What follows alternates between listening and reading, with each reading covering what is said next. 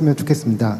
지금 문재인 정부 대비 공공기관 정규직 채용이 작년에 2025년 기준 정규직만 2만 7천 명이 채용됐고 청년 정규직만 해도 2만 4천 명이 채용됐습니다. 문재인 정부를 뛰어넘는 실적을 기뒀는데 이런 게 잘 성과 홍보가 잘 안 되는 것 같고 이런 게 널리 확산됐으면 좋겠습니다. 그리고 대통령께서 3월에 남성 육아휴직 등을 이제 강조를 좀 해주셨는데 공공기관에서는 이렇게 육아휴직이 증가되면 증가될수록 정규직 채용이 늘어나는 정규직 채용 대체제를 운영하고 있습니다. 이런 걸 좀 더 적극적으로 활용하게 된다면 공공기관에서 좀 더 많은 인력 채용이 될 수 있을 것으로 보입니다. 추가로 이제 이재명 정부 출범돼서 그 공공기관이 좀 더 유연하게 이제 효율적으로 많이 운영되고 있는데 그 사례도 좀 공유드리겠습니다. 한전 원자력 연료 같은 경우에 제조업 현장임에도 불구하고 초인건비 통제에 막혀서 수출 물량을 감소시키려고 작년에 고민했었습니다.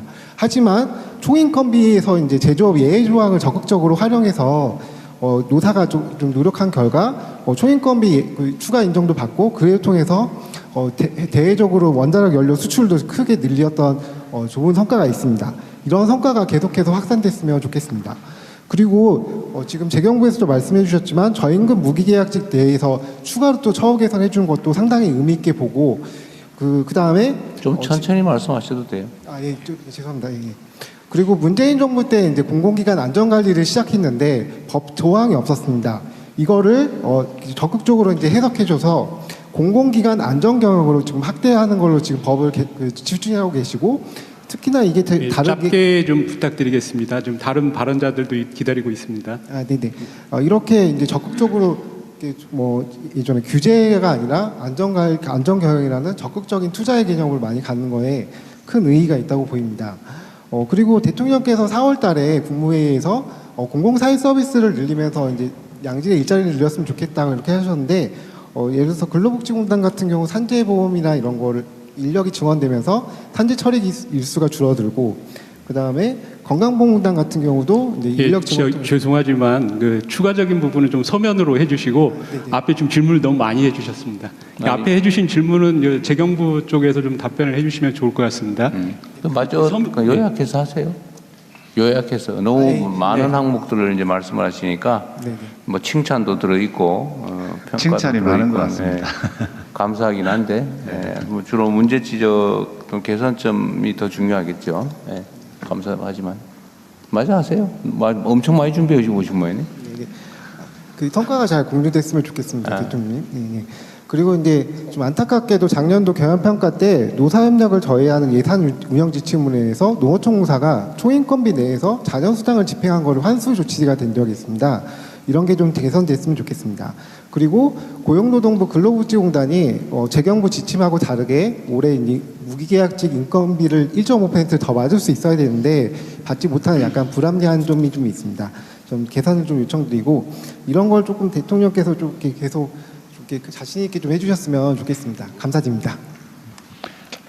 하여튼 뭐 칭찬은 감사드리고 너무 세세한 얘기를 하면 이제 진행이 좀 잘 안 될 것 같은데 총액 인건비 문제는 이게 이제 방만한 경영을 막기 위해서 만든 제도이죠. 나름의 역할을 하고 있는데 이제 아까 무슨 원자력 연료 그 공단은 아마 총액 인건비 즉 인력 제한을 하다 보니까 필요한 수요에 맞춰서 생산을 못하는 상황인데 다행히 해결됐다 그런 취지 같아요. 실제 그럴 수 있습니다. 이게 행정이라고 하는 게 좀 일률적으로 하지 않으면 고도 틈새를 이용해가지고 악용하는 경우가 있다 보니까 이제 규제 중심으로 가게 되는데 이게 이제 비효율을 낳기도 하죠. 저 지적도 나름의 일리가 있습니다. 전에 얘기하다 보니 생각이 났는데 무슨 중소기업은행인가 뭐 어디 인건비 지급을 다 못해가지고 맨날 데모하고 싸우던데 그거 해결됐나요? 예, 해결했습니다. 어쨌든 구체적 타당성이 있게 조금 융통성을 발휘할 필요는 있을 것 같아요. 지적도 꽤 일리가 있습니다. 네, 또 다른 분 총리님 뭐 의견 있으시면 말씀하십시오. 뭐 이제는 좀 총리님께서 좀 중심을 좀 잡으시면 좋겠어요. 저는 좀 약간 여유를 좀 가지고 좀 떨어져 나갈까 생각 중입니다. 지금. 네, 2주 만에 이게 숙제가 그러게. 맞습니다. 저는 이제 재정경제부 사실 작년 1년 동안은 중동전쟁 대응하면서 정말 알게 된 것이 정부가 적극적으로 하면 거둘 수 있는 성과가 너무 많구나라는 거였고 그게 가장 중요한 부분이 물가 관리였습니다. 물가 관리에 이렇게 많은 도구들이 있고 정부가 적극적으로 할 수 있고 하는 것들이 있는데 안 해왔던 부분들이 있어서 여기에 대해서 정말 열심히 해야 되겠다는 생각이 들고요. 농축산물 할인 행사도 하면서 적극적으로 하고 보유하고 있던 것들을 내놓는다거나 이런 것들을 이제 적정 시점에 하면 굉장히 의미가 있는데 그것과 함께 저는 대통령께서 계속 강조하시는 좀 구조를 바꾸는 일에 더 집중해야 되지 않을까 싶은 생각이 듭니다. 긴급 대응이 굉장히 많다 보니 이 긴급 대응하느라고 너무 많은 시간을 쏠 수밖에 없지만 그럼에도 불구하고 저희가 구조를 어떻게 바꿀 것이냐라는 부분에 좀 집중해서 좀 중장기적으로는 유통구조나 이런 부분 어떻게 바꿀지를 좀 더 집중해 주시면 좋겠다는 생각입니다. 이 말씀과 관련이 있는데 이제 우리 사회에는 너무 비정상이 많아요. 마치 비정상이 정상인 것처럼 이렇게 일상화되어 있는 측면이 있습니다. 예를 들면 최근에 공정위가 정말 열일하고 있긴 하지만 아주 담합이나 아니면 물가 가지고 좀 뭔가 농단을 하는 게 아주 일상이 돼 있죠. 예를 들면 국제 원유가가 좀 오른다 싶으면 미리 정제 석유 제품 가격을 미리 다 올리고 또 내릴 때는 또 잘 안 내리고 우리 국민들이 갖는 일상적인 불만인데 이게 의뢰 그는 것처럼 방치되고 있는 거죠. 사실 그렇게 하면 안 되죠. 몇몇의 이익을 위해서 국민 또는 국민경제가 피해를 입거나 이렇게 되는 상황이 그냥 당연한 것처럼 어쩔 수 없는 것처럼 방치되어 왔지만 지금은 아니지 않습니까? 시정되고 있죠. 이 비정상을 정상화하는 과정은 좀 각고의 노력이 필요한데 일단 정상화된 다음에 그걸 유지하는 건 그렇게 어려운 일은 아니에요. 그래서 제가 다른 부처들도 관계가 있는 거긴 하지만 필요한 일을 하기 위해서 일시적으로 인력을 증원해서 필요한 일을 하는 거는 과감하게 해야 된다. 그렇다고 해서 그거를 이번 기회에 정원을 늘려놓자 하면 이렇게 또 가면 안 되겠죠. 그래서 한시적으로 필요한 일은 한다. 예를 들어 국세청 곧 얘기하겠지만 지금 국세 체납된 또 체납 관리하는 거, 그다음에 세외 수입, 국가 세외 수입 관리하는 거, 이것도 백수십조가 지금 밀려 있는 거 아닙니까? 그럼 당연히 밀려 있는 걸로 안 내면 할 수 없는 걸로 이렇게 생각하는데 그 세금 낸 사람 얼마나 억울하겠어요. 근데 그건 인력을 동원해가지고 독촉을 하면 잊어버린 사람은 내고 또 여력이 있는데 안 내고 있던 사람은 또 어차피 이제는 태도를 보건데 집행당하겠구나. 괜히 체납에 늘어가서 집행 비용까지 물어내는 상황이 발생하겠다 싶으면 미리 내거든요. 그건 많이 늘었죠. 네. 징수 납부액이 많이 늘어나게 돼 있는데 어쨌든 이 비정상을 정상화하는 게 아직도 많이 남아있는 과제이긴 합니다. 근데 그럴 때 좀 과감하게 하자는 거죠. 옛날 규정에 얽매여가지고 그 형식에 얽매여서 실질을 포기하는 일이 없으면 좋겠다. 또 그렇다고 해서 그걸 또 악용해서는 안 되니까 그 악용의 여지를 최소화해서 필요한 일은 하자. 그리고 요즘은 더군다나 고용 상황도 안 좋은데 이런 생산적인 공공 일자리는 많이 만들수록 좋죠. 정리되고 나면 그때는 또 인력은 줄여나가면 되니까요. 어쨌든 할 일이 많은데 많이 성과를 냈지만 앞으로도 해야 될 일이 좀 많긴 한 것 같습니다. 네, 더 성과를 내도록 하겠습니다. 원화 국제화 이것도 관련이 있어 보이는데 MSCI 선진국 지수 편입 문제는 이번에는 안 됐잖아요. 네.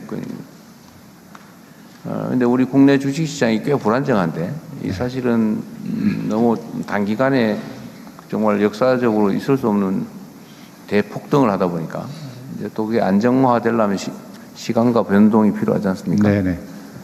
근데 이게 MSCI 지수 편입 같은 게 이제 수요가 좀 국제적으로 이제 안정화되는 데 도움이 되잖아요. 네네, 그렇습니다. 일단 그렇게 된다고 보는 게 일반적인데 이거는 왜 잘 안 되고 있을까요? 예, 대통령 잘 안 되는 게 아니고요. 저희들 속도가 있습니다. 우리 자본시장이 안정화도 해야 되고 원화가 또 한꺼번에 이렇게 속도가 빠르게 갔을 때 외환시장의 리스크도 있기 때문에 저희들은 저희 속도대로 좀 가면서 MSCI도 빠른 시일 내에 가입할 수 있는 이런 식 그 실리를 취하다 보니까 좀 그런 측면이 있어요. 아, 그건 속도 조절이 필요하다 그 말씀인가요? 네네. 근데 여기에 지금 현재 가장 큰 걸림돌은 뭐예요?